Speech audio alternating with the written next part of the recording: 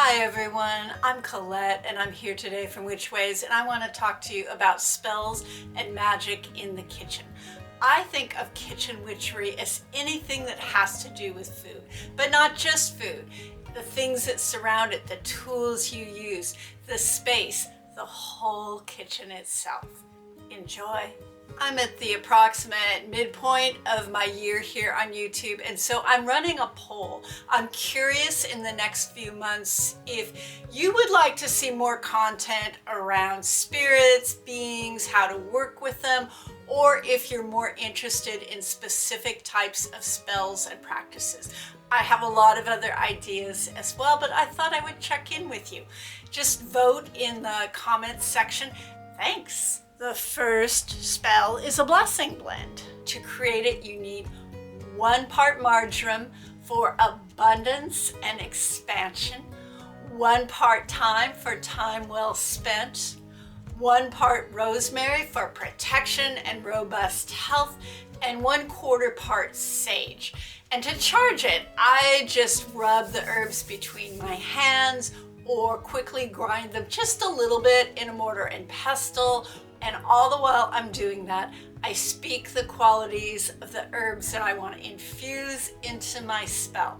And you can use this particular blend in pasta if you cut back on the sage a little bit, with meat, in soups, or with vegetables. And this one I think of as more of an acknowledgement spell.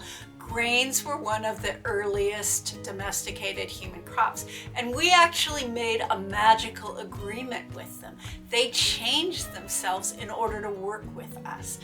They agreed to become easier to harvest and for the kernels to become larger, and we agreed in return to protect and nourish their species. I honor this connection when I add crackers or bread, and then to that I add a cheese, manchego or chev goat cheese, in order to honor the small animals that are hoofed of field and forest. I add chopped fresh basil for protection and abundance, and as I add tomatoes, I think about and send blessings to this land that I live on, and often follow that up, of course, with other kinds of physical support. When someone is passing and there's nothing more that can be done, I like to create a simple soup for the person passing if they're eating, and for the family and friends who are supporting them. And I take any broth, and then I chop vegetables very finely if they're eating solid food, and ask those vegetables from the earth to nourish their body as long as they are alive. Then, to charge the whole thing, I rub thyme between my hands and ask that they pass at the best possible moment, and that they have the time that they need to be as much at peace as possible, and for everyone eating the soup to be as ready as is possible in the situation. Then I place the thyme in the soup and let it simmer for 10 minutes. You can also set up a small altar in your kitchen. The one I have is up on a high shelf, and it just contains a few things from my ancestors and from the goodwill that I've collected over the years relating to kitchen craft. Things like special glasses, salt and pepper shakers, teapots, offering plates, and I just set it up there and occasionally make offerings to my house spirits there. I've talked about this before. You can charm any beverage, and all you have to do is hold a simple intention in mind that you want to take into your body and hold for yourself. So just stir that into your tea while you're speaking the intention, or whisper it into the tea. One of my favorite summer blends to do this with is 1 bag of mint for enhancing my intuition and cooling the body, 1 bag of hibiscus for embracing the passion and heat of summer, and honey to taste to transform life's journey into sweetness with the power of the bees. I drink this warm or iced. I want to share that I'm not really an alcohol drinker, but I love the magic of cordials. I feel that they're such a simple way to capture that beauty and magic of the plants as a shining gem when I put it in a glass and put a candle behind it. I just love them. I mostly use them as offerings for spirit guides, my helpers, and for deities. And it's also really helped my magic grow. It helps my intuition when I listen to plants that want to be made into cordials. Maybe they're plants I haven't thought of as making cordials before. Maybe they're not even edible for humans. But I also really like listening to my spirit guides tell me, I want that offering this morning. And hearing that has really helped my intuition to try and play with what they might want. Cordials are really simple to make. You just put herbs in a jar and then fill the jar with vodka, brandy, or whatever alcohol you choose. Add a tiny bit of sugar, honey, or a sweetener, and then put a lid on it and charge it with your intention. The way that I like to do this with cordials is hold it up to the light and let the light start to make the cordial glow. And as this happens, I visualize my intention expanding into the jar of plants and alcohol. You can base your intention for the cordial on the magical properties of the plants that you're using, or you can practice your intuition by asking the plants themselves what they'd like the intention of this cordial to be.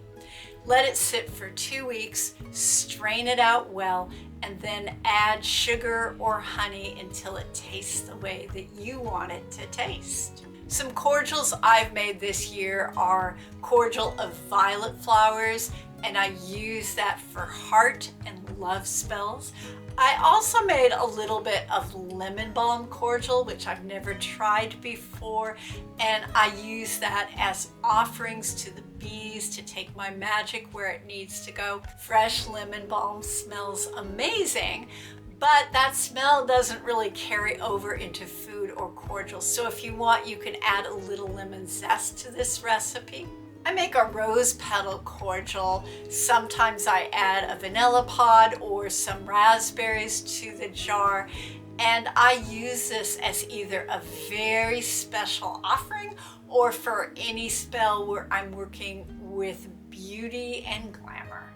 I like to add honey to a spell when I want to sweeten my path.